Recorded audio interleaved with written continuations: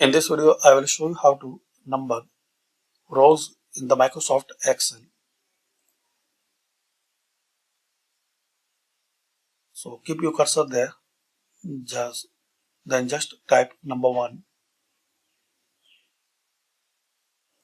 modify size and make it center.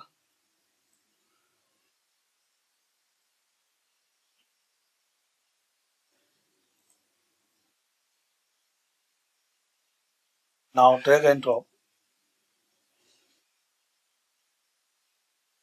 or you will see 1 in every cells. So press and hold Control key. Now drag and drop. So you have this serial number. Another way, press and hold Control key and type this number 2, and in this number 2 corner double click. So you have automatically, without dragging and dropping, cells a large number of serial number, no matter how large that number list.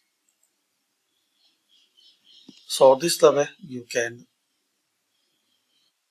enter row number easily. Thanks for watching.